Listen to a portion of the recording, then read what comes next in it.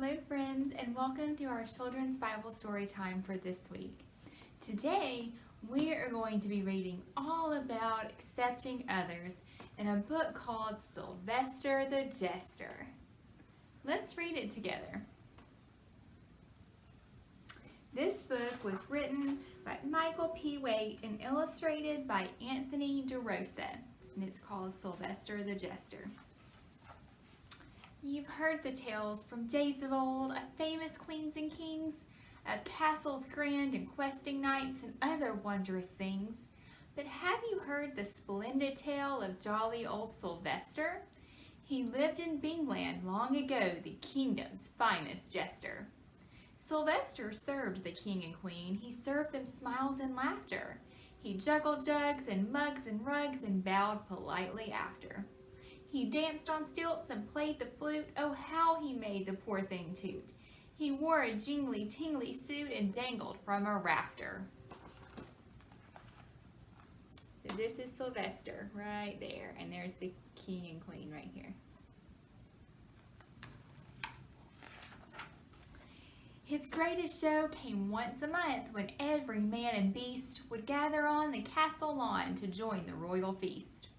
Oh, what a day of food and song. The knights played daring games. Sylvester made the rules, of course, and gave them silly names.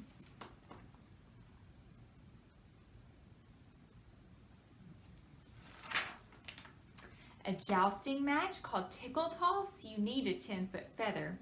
And target topple archery, to win you must be clever. Then when at last the games were through, they gathered around the moat and splash! They hopped in all at once to slosh and wash and float.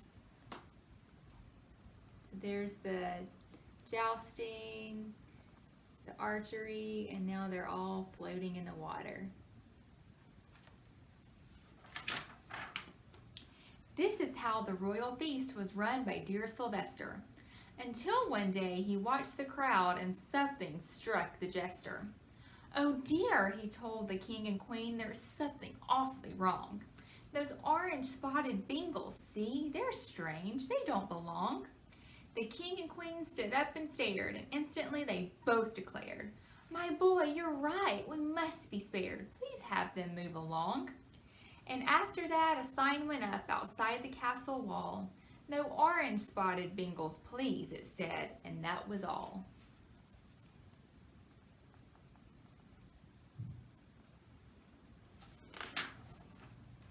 The royal feast soon came again. Sylvester watched the crowd, and spying something very odd, he spoke his mind out loud. Oh, dearest queen, oh, grandest king, I notice now an awful thing. Those bingles there with hair like string, with curly cues that sprout and spring, they're odd as owls without a wing. They ought not be allowed. The king and queen forthright agreed, and so the castle sign decreed. No orange spotted bingles, please. No curly headed bingles, please, for everyone to read. Now, is that nice? No. Sylvester now surveyed his feast. His puffed up pride was double. But when the king and queen looked down, he knew he was in trouble. Sylvester, called the crooning king, I fear I have bad tidings. The queen and I are quite displeased by all of these abidings, for there are bingles in this crowd with stout and skinny features, and naturally we can't allow such odd, unhealthy creatures. Sylvester gazed upon his belt. His knees felt just like jelly, because he knew that he was stout, especially around the belly. So now they don't even want Sylvester around. So now Sylvester stood outside and read the castle sign. No orange spotted bingles, please. No curly headed bingles, please. No stout or skinny bingles, please. Then he shuffled down the hill and left his home behind. A month had passed, or maybe two, since he'd left the castle. Sylvester sat and moped and moaned, tugging on a tassel. There's the sign, and there's Sylvester. He's sad.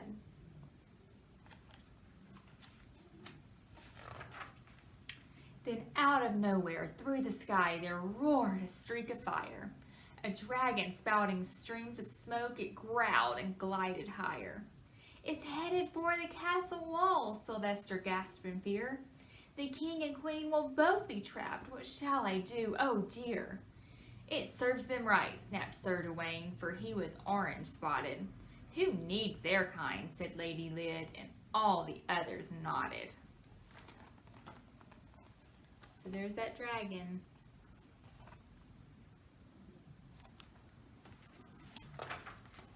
The sky was now as black as soot, the castle lost in smoke.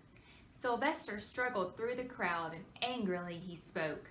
"Listen, please, for I'm to blame. 'Twas I who told the king that orange spots and curly hair were not a normal thing. I'm sorry for this sad mistake, for I was very wrong. It isn't spots or skin or hair, but hearts that make us strong. Now here's our chance to show the king just what we have inside, and that a Bengal can't be judged by belly, hair, or hide.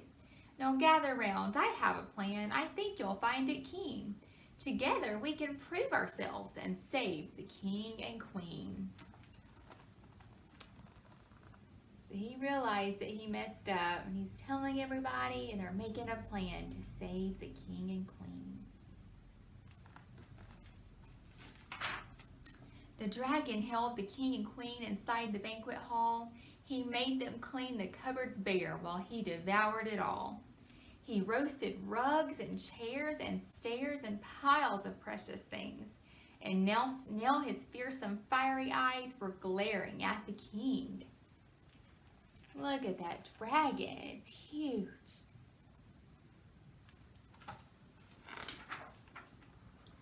Through the door, Sylvester charged, the archers at his side. The dragon roared around to fight, and arrows hailed his hide. Suction cups clamped up his mouth and blinded both his eyes. He writhed and rumbled around the room, scratching at the skies.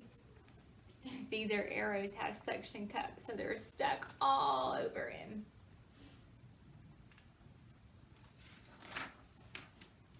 Now the jousting knights appeared, their feathers at the ready. The dragon swung his scaly tail, but all the knights held steady. They bore down on his ticklish toes, their skill so very clever. The dragon reeled away so fast, he did not feel the window blast. The castle walls went rumbling past, till splash! He struck the moat at last, and quenched his fire forever. But now they're tickling him with the feathers. And he fell out the window and into the water.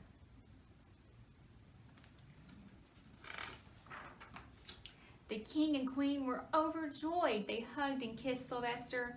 "Oh, please forgive us," they implored. "Come back and be our jester." From that day on, the king and queen made all the Bengals proud by putting up a sign that said, "Bengals, all allowed." Everybody is back together.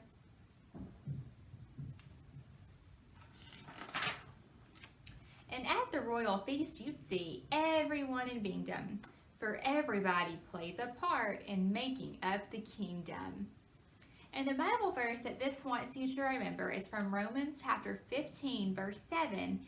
"Accept one another then, just as Christ accepted you." There they are, they're all together. Isn't this such an important book? Sometimes we have friends that are different than us, but we are all friends, right? And we all accept each other because being different is what makes us all so special, right? Thank you so much for joining me for Children's Bible Story Time. I hope that you enjoyed reading about Sylvester the Jester, and we'll be back next week with a new story. Until then, have a great week, and I'll see you then. Bye, friends.